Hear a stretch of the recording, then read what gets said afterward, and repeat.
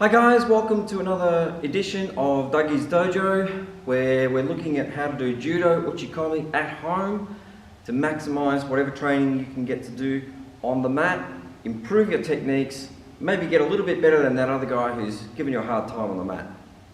Today's focus is de-ashi-barai, the advanced foot sweep.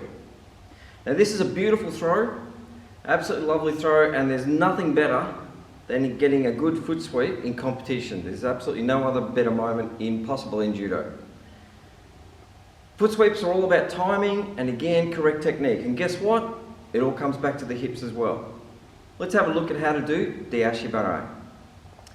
First up, I've got my partner. This is my at-home partner. I'm going to call him George, or perhaps, what was the character in The Simpsons? Come on, Bob. Crazy Bob. We can use this partner to help us improve our foot sweeps.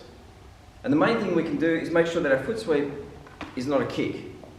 A kick is when your foot is actually pointed down, coming in sideways. That's my ankle. That just hurts. Hurts my ankle, hurts the opponent's foot, and as often as not, doesn't work. What I need to do is turn my foot under. So it's now a sweep. I turn the little toe under, hit with that nice soft pad that's at the bottom of the feet there. If this is my foot, this is what I want to sweep with. Not here, here. So it's a case of turning that little toe under and sweeping. We sweep just off the mat, not too high. If the foot is high, you're not going to get a good sweep in. Best sweep, just above the mat. A good foot sweep is a bit like playing air hockey. Have you ever played air hockey? You know those tables, you've got a puck on the table, you'll see them in the video play centres. You put your money in and a little cushion of air appears on the table and blows the puck just off the table, and that's why you can hit the puck around at amazing speeds, you know, clash, clash, clash, clash, clash. As soon as the air stops coming and the puck sets on the table, that puck's going nowhere. Same with foot sweep. If your partner has got their feet planted firmly, very unlikely that you're going to get anything to happen. If you time it correctly, when that foot is just off the mat, that's when a foot sweep will work. Now the basic stepping for de-ashi-barai, this is what we call a walking throw, in that you have to time your sweep with the walking movements of your partner. Now your classical de-ashi-barai is going to start with your right foot forward. I've got my hand on the lapel, I've got my hand on the sleeve. Very, very simple.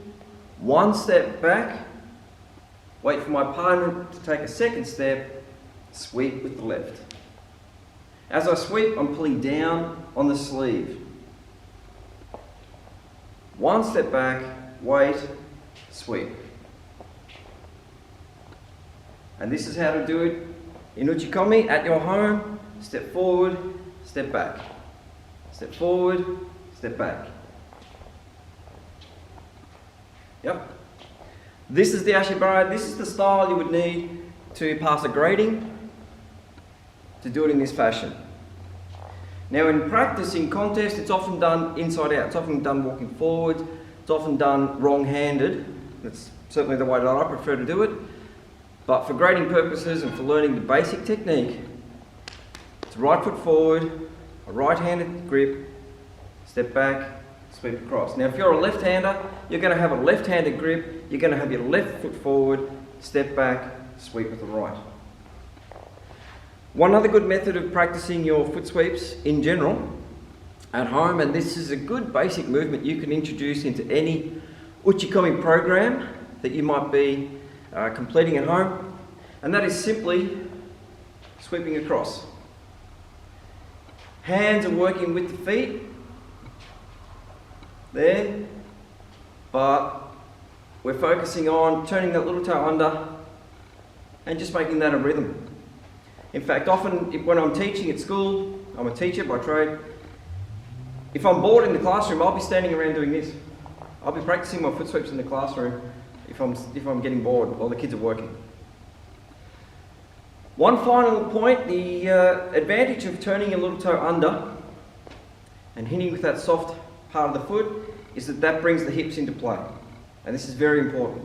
If you do not turn the foot under and your foot meets resistance, that's where it'll stop, and it stops here at the hips. The impact is on the foot, but it will stop here at the hips. There's no hips involved.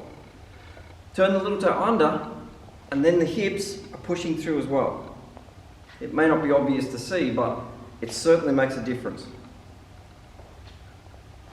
And that's what gives you that final flick off the mat and gets your opponent down.